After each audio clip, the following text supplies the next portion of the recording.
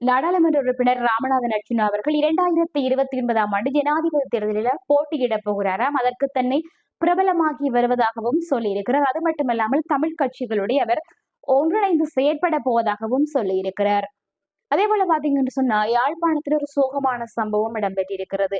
21 வயதான இளைஞன் மின்சாரம் தாக்கி உயிரிழந்திருக்கிறார். இதற்கு சில முக்கியமான விடயங்கள் காரணமாக இருக்குது. அவற்றையெல்லாம் குறித்து பார்க்கலாம். அதே போல பாத்தீங்கன்னு சொன்னா கொழும்பில் ஒரு ஆசிரியர் கைது செய்யப்பட்டிருக்கிறார். மாணவனை தாக்கினாராம். பிணையிலையும் விடுவிக்கப்பட்டிருக்கிறார். அதே போல யாழ்ப்பாணத்தில் ஒரு வாழ்வெட்டு குழுவை சேர்ந்தவர் கட்டுநாயக்கா விமான நிலையத்தில் வைத்து கைது செய்யப்பட்டிருக்கிறார். இவற்றையெல்லாம் ஒரு இந்த காணொலியில உங்களோட பகிர்ந்து கொள்ள போகிறேன். வணக்கம், நான் திவாரகா. சப்ஸ்கிரைப் பண்ணாம காணொலி பார்த்து கொண்டிருந்தால் மறக்காமல் சப்ஸ்கிரைப் செய்து பக்கத்தில் உள்ள பெல் ஐக்கானையும் கிளிக் பண்ணி கொள்ளுங்கள்.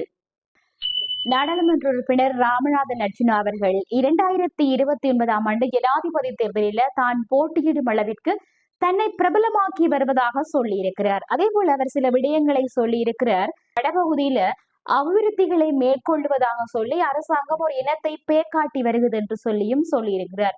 உண்மையிலேயே வடபகுதியிலே அப்படி என்ன அபிவிருத்தி மேற்கொள்ளப்பட்டது என்றால் ஒன்றுமில்லை, சொல்லும் அளவுக்கு ஒன்றுமில்லை.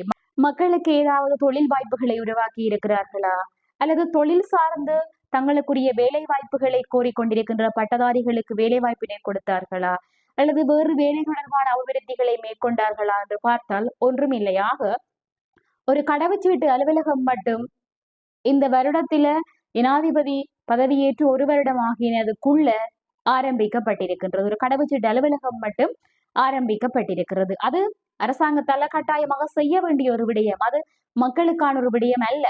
கட்டாயம் ஒரு அரசாங்கம் அதனை செய்ய வேண்டும். மக்கள் பெற்றுக்கொள்கின்ற அடிப்படை தேவைகளில் ஒன்றாக இருக்கின்ற போது அதை அரசாங்கம் செய்தே ஆக வேண்டும். அது மக்களுக்காக செய்தது என்று சொல்லி சொல்ல முடியாது. ஏனென்றால் அந்த அரசாங்கத்துல யார் வந்தாலும் அதை செய்ய வேண்டும். முன்னைய ஆட்சி காலத்தில் இருந்தவர்கள் எல்லாம் ஊழல் அப்படி என்று சொல்லி நாட்டையும் பேக்காட்டி மக்களையும் பேக்காடி கொண்டிருந்தார்கள்.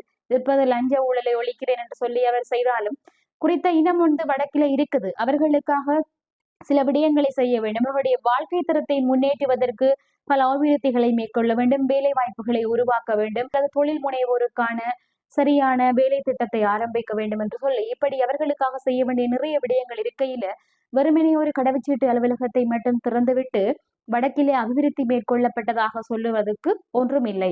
இதையும் நாடாளுமன்ற உறுப்பினர் ராமநாதன் அர்ச்சுனா அவர்கள் சொல்லியிருக்கிறார். அதே போல மக்களுக்கு செய்ய வேண்டிய அடிப்படை உரிமைகளை செய்துவிட்டு அவர்களுக்கு பிச்சை போட்ட எண்ணத்தில் அரசாங்கம் திரிகிறது என்றும் சொல்லியிருக்கிறார். இதற்கெல்லாம் முக்கிய காரணம் என்னவென்றால் தமிழ் கட்சிகளிடையே ஒற்றுமையின்மை. உண்மையிலேயே இங்கே இருக்கின்ற தமிழ் கட்சிகளிடையே ஒற்றுமை என்பது எள்ளளவு கூட கிடையாது என்பதுதான் சொல்ல வேண்டும். ஏதாவது ஒரு தேர்தல் வருகின்ற சமயத்திலும் கூட, அல்லது கட்சி ரீதியாக ஒன்றிணைந்து செயற்பட வேண்டி வருகின்ற சூழ்நிலையும் கூட இவர்கள் ஒற்றுமையாக செயற்படுகிறது இல்லை. மாறி மாறி ஒருவருக்கொருவர் கருத்து முரண்பாடு படுவதும், ஒருவர் ஒன்று சொன்னால் மற்றவர் எதிர் திசையில பயணிப்பதுமாக இருக்கிறார்கள். அண்மையில கூட சமூக வலைத்தளங்களில 2 அரசியல் கட்சியை சேர்ந்தவர்கள் கருத்து முரண்பாடு காரணமாக சமூக வலைத்தளங்களில மாறி மாறி கருத்துக்களை பரிமாறிக்கொண்டிருந்தார்கள். தமிழ் மக்களுக்காக மக்களின் நலன் சார்ந்து மக்களால் தெரிவு செய்யப்பட்டிருக்கின்ற பிரதிநிதிகள் மக்களுக்காக ஒற்றுமையுடன் ஒன்றாக பயணிக்கிறதை விட்டுவிட்டு தங்களுடைய சுயநலத்திற்காகவும் தங்களுடைய சுயலாப அரசியலுக்காகவும் இப்படி பொதுவெளியில அடிபடுவதும் மக்கள் சார்ந்த ஒற்றுமையாக செயற்படாமல் இருக்கிறதும் நல்ல விடயம் அல்ல. நாடாளுமன்ற உறுப்பினர் ராமநாதன் அர்ச்சுனா அவர்கள் தமிழ் அரசியல் கட்சிகளோட ஒன்றிணைந்து செயற்பட போவதாகவும் சொல்லி இருக்கிறார். இது எந்த அளவிற்கு சாத்தியம் என்பது தெரியவில்லை, பார்ப்போம். அதே போல பாத்தீங்கன்னு சொன்னா யாழ்ப்பாணத்துல ஒரு 21 வயதான இளைஞன் மின்சாரம் தாக்கியதுல பரிதாபமாக உயிரிழந்திருக்கிறார். இவர் குளித்துவிட்டு அந்த உடலில உள்ள ஈரத்தோட மின்னழுத்தியை பயன்படுத்தி அதனுடைய ஆடையை அயன் பண்ணி இருக்கிறார். அப்படி அவர் அயன் பண்ணும் போது அந்த மின்னழுத்தியில இருந்த மின்னொழுக்கு காரணமாக அந்த இளைஞன் பரிதாபமாக மின்சாரம் தாக்கி உயிரிழந்திருக்கிறார். எங்களுடைய உடலில ஈரம் இருக்கும் போது மின் சார்ந்த பொருட்களை பயன்படுத்த கூடாது. அப்படி பயன்படுத்தினால் எங்களுடைய உடலில உடனடியாக மின்சாரம் தாக்கப்படும் நிலை ஏற்படும். உயிரிழப்பும் அதிகமாக ஏற்படுறதுக்கான சாத்தியம் இருக்குது. அப்படியான சூழ்நிலைதான் இந்த இளைஞன் ஈரத்தோட மின் அழுத்தியை பயன்படுத்தும் போது அந்த மின் அழுத்தியில் இருந்த மின் ஒழுக்கினால் அந்த இளைஞன் மின்சாரம் தாக்கி பரிதாபமாக உயிரிழந்திருக்கிறார். மின்சார்ந்த பொருட்களை பயன்படுத்தும் போது அவதானமாக இருந்து கொள்ளுங்கள். அதே போல பாத்தீங்கன்னு சொன்னா இன்னும் ஒரு முக்கியமான விடயம், கொழும்பு பிரதேசத்தில் உள்ள பாடசாலை ஒன்றில் கல்வி கற்ற 13 வயது மாணவன் ஆசிரியரால் தாக்கப்பட்டிருக்கிறான்.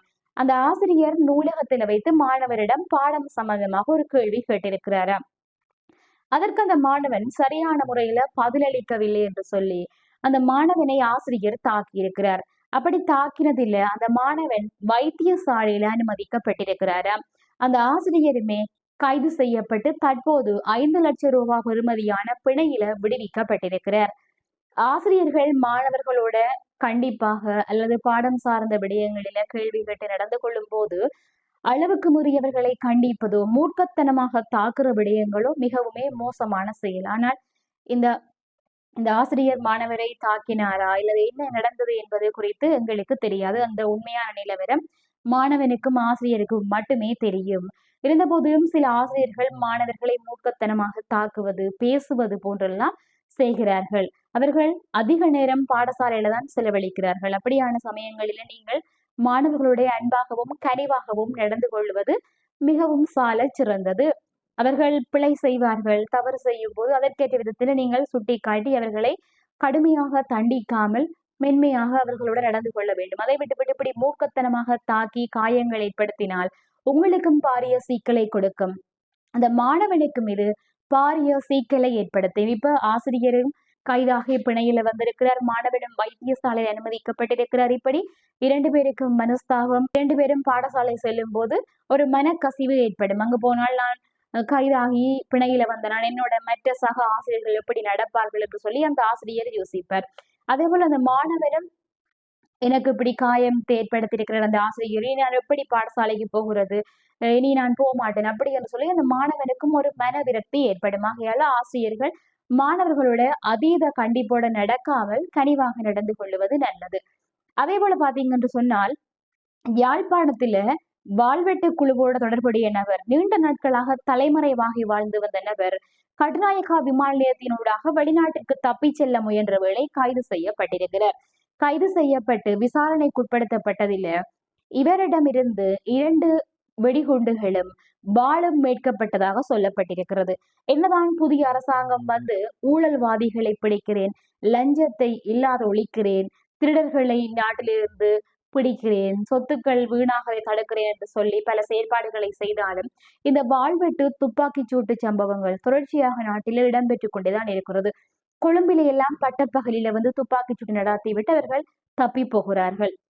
அதே போல யாழ்ப்பாண பகுதிகளிலே எல்லாம் இரவு பகல் என்று பாராமல் வாழ்வெட்டு குழுக்கள் அட்டகாசம் செய்து கொண்டிருக்கிறது.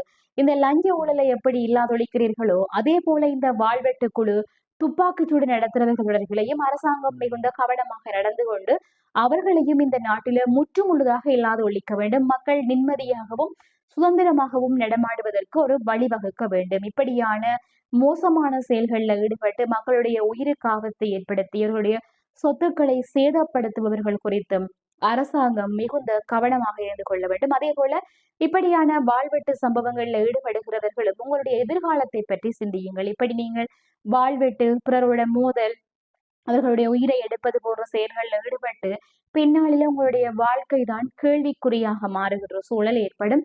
பிறகு உங்களுடைய ஆயுள் காலத்தை ஜெயிலில கழிக்க வேண்டிய நிர்பந்தமும் ஏற்படும். ஆகையால மிகுந்த அவதானமாக இருந்து கொள்ளுங்கள். இந்த காணொளி உங்களுக்கு பிடிச்சிருந்தா சப்ஸ்கிரைப் பண்ணி கொடுங்க. உங்களுடைய கருத்துக்களையும் பகிர்ந்து கொள்ளுங்கள்.